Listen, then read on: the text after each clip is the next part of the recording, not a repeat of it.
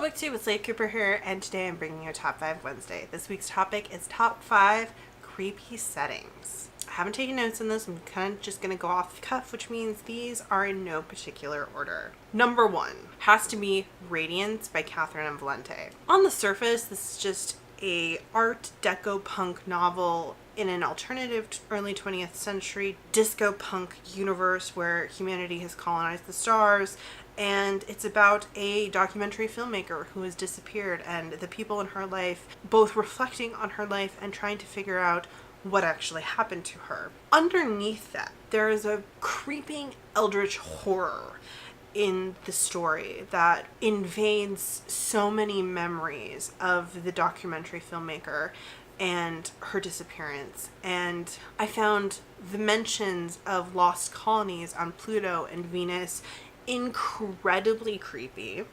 We don't get to spend a whole lot of time at the location where one of the lost colonies is on Pluto, but it sounded creepy because basically there are these space colonies that a couple of them have just disappeared off the map, and the documentary filmmaker goes to one of these lost colony locations on Venus, and that's where she disappears, and half of her film crew dies in really horrific ways. And it isn't until, almost 2/3 of the way through the novel that we even get to this place. A lot of it is the past. A lot of the story involves her childhood and the future, and just mentioning this creepy location on Venus.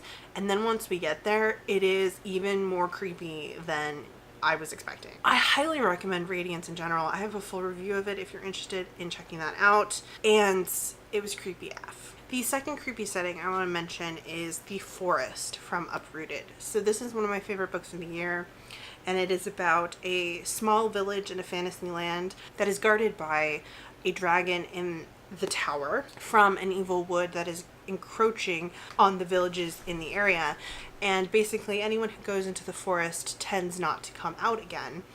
And over the course of the story, we learn more about what's happening and how the forest is growing stronger. We also find out what kind of creatures specifically inhabit the wood, including the leader of the darkness in the wood. And in general, it's just an excellent story, but also the forest is incredibly creepy. There are a couple of scenes with these things called forest walkers, which are kind of like a cross between ants and stick bugs, and they are scary AF and really dangerous. They aren't the only thing haunting this creepy forest. And of course, our protagonist and her magic is deeply connected to both the land and the forest itself. Another creepy setting is not from a book, though actually technically I think they've written a book, but that is Night Vale. Now, if you have never experienced Night Vale, it is a podcast. It's a quite long-running podcast at this point of a fictional news broadcast in the same vein as kind of like a local PBS or NPR broadcast on the radio, set in this creepy little town called Night Vale in the middle of the desert. The podcast is spectacular. Odd things are constantly happening. From the pilot episode, Night Vale is described as a friendly desert community where the sun is hot, the moon is beautiful, and mysterious lights pass overhead while we all pretend to sleep. And it is a fantastic podcast. I will leave a link down to where you can stream all of the episodes. There's also a really fantastic fan vid someone made a couple of years ago that I will leave a link to down below. You should totally check it out. Night Vale, one of my favorite creepy places. Would I want to visit there? A part of me says yes. The fourth creepy setting I want to mention is the town from Stranger Things. Oh my gosh. So I'm actually not a good person when it comes to like horror. I don't like slasher films. I do like creepy things, but I have to take them in small doses just because I am a fraidy cat.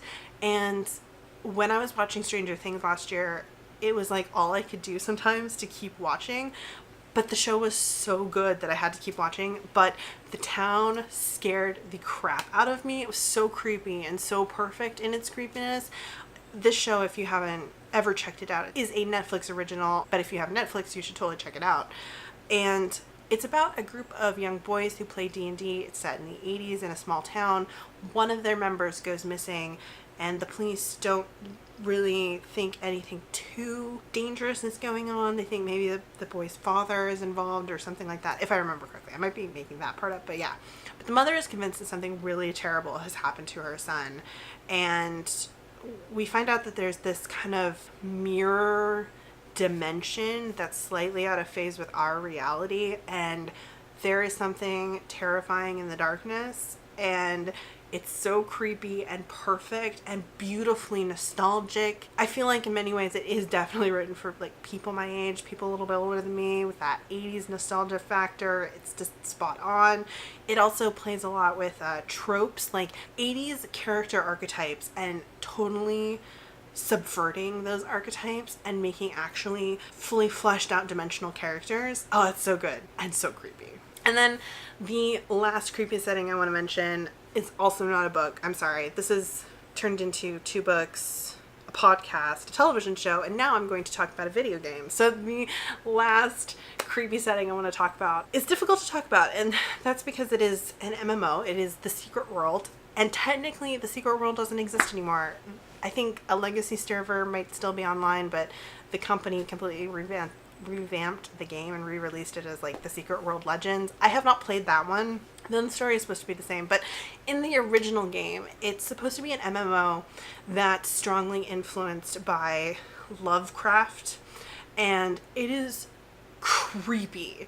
There's zombies, there's this black gunk plague that is turning people into tentacle monsters. There's old gods, there are angels and fallen angels, though nothing religious.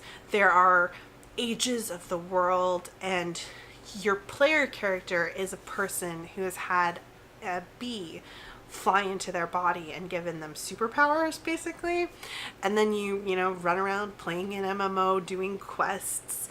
And from New England to Egypt to Transylvania, vampires in Transylvania, and werewolves, and portals to a hell dimension, and all that sort of stuff.